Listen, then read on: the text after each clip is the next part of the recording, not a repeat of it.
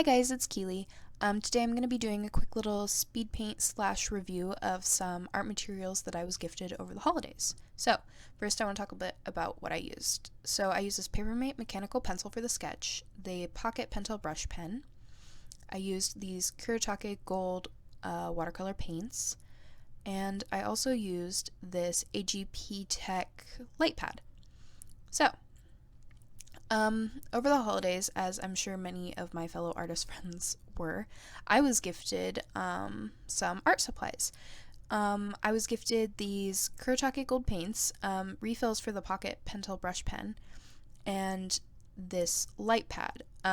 That was only a few of the things, but I decided since these were all things that I had not previously used, that I would do like a little, first impressions review of these items. So yeah,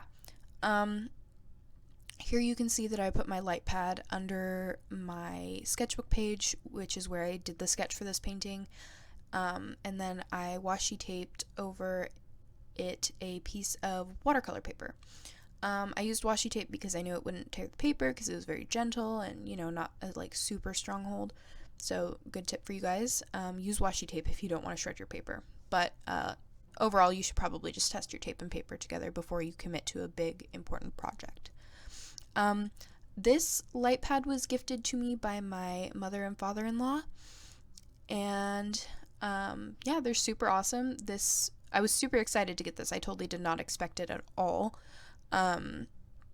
But I really, really like it. I've been wanting a light pad for quite a while, and it was one of those things that I knew I wasn't going to use often enough to make me need to buy it, but it was just like a luxury that I, kind of wanted to have.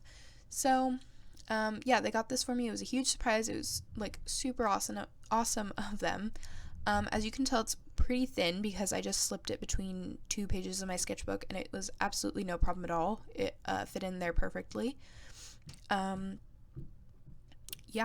has, I think, 5 levels of brightness, and it's got it's LED lit. It's pretty sturdy, thin, lightweight. As you can see, or I don't know, maybe you didn't notice, but the right half of my workspace here is not very well lit, and that's because the strongest setting was not quite strong enough for me to be able to see through the sketchbook page and the watercolor paper, but that's just because I have super, super bright daylight bulbs by my workspace so that my videos are really nicely lit. So I had to turn the one on the right-hand side off just while I was inking this, which was totally fine because, it provided enough light.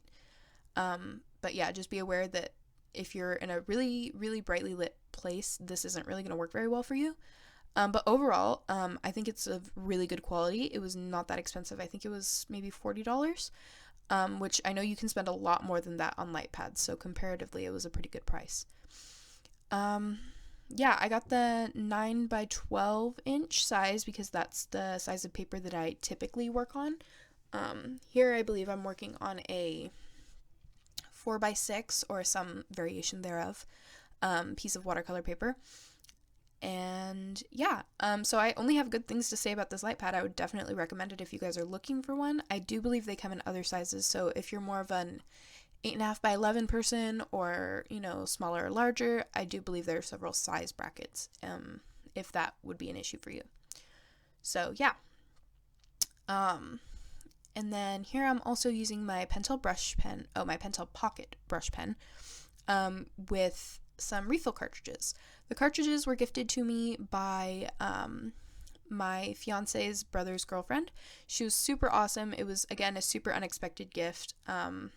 I had bought this brush pen maybe a year ago, and it only came with 2 refills. I used up both the refills very quickly, and then I was like, oh, well, I don't really want to, pay all this, money for just these, little tubes of ink.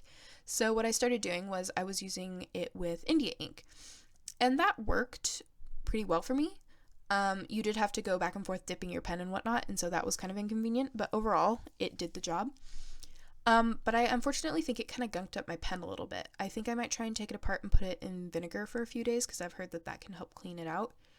But yeah, basically, if you're going to use your Pentel Pocket Brush Pen with any ink that's not Pentel, I would recommend never trying to put Pentel ink in it again because this was just, it was pretty gunky. I might have to buy a new one. I'm not sure yet. But now I have a whole bunch of these refills, and that was like super awesome. So I'm really excited to get back into using it. I had just gotten used to not using it because I knew I was never going to have refills for it again because I'm too cheap to buy the refills. And so yeah, now I can keep exploring with it. I can easily go through one of these cartridges in 1-2 days if I'm like actively drawing with it continuously. So be forewarned, if you get addicted to this pen, it's a very dangerous, expensive addiction in the long run. So just be forewarned before you purchase it. That's basically what you're in for, because it is a beautiful pen to work with. It's super fun. I've never had any problem with the ink bleeding like other people have before. It's always been very waterproof for me. And yeah, again, only have good things to say about it. So now here you can see that I am taking this paper off of my sketchbook where you can see the sketch that I did underneath, and then I'm going to move on to the painting part. So I was also gifted the Kuretake gold metallic paints that I'm sure you've seen tons of people use because they are very popular.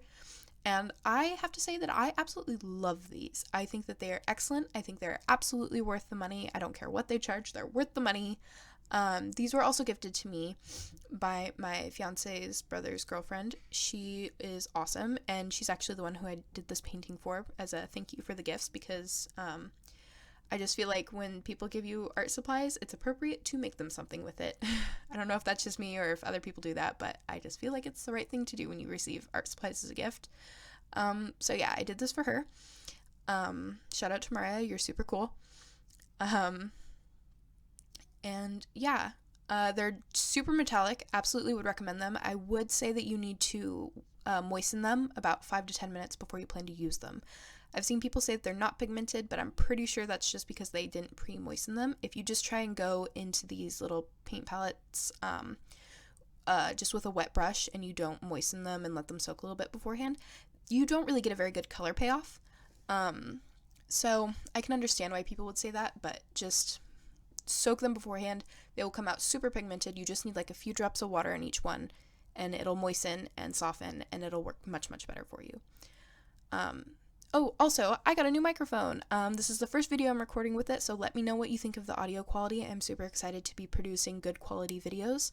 I had kind of stopped for a little bit just because all the comments I was getting was about how bad the audio was, and I felt like I needed to explain myself in my videos, so I couldn't really work without a microphone, so I just kind of stopped making them for a little bit until I could afford a good microphone, which I now have. So let me know what you think of the audio quality. Thank you guys so much for watching. I really, really appreciate you guys sticking with me through this like 25-day hiatus. So yeah, I really appreciate that. Don't forget to like and subscribe and all that fun stuff. I will have all of my social media linked down below, as well as my shop. Again, I super appreciate you guys sticking with me through this. I hope you enjoyed the video. And yeah, I will hopefully catch you guys next week. I'm going to try uploading on Mondays again. So yeah, I will catch you guys later. Bye!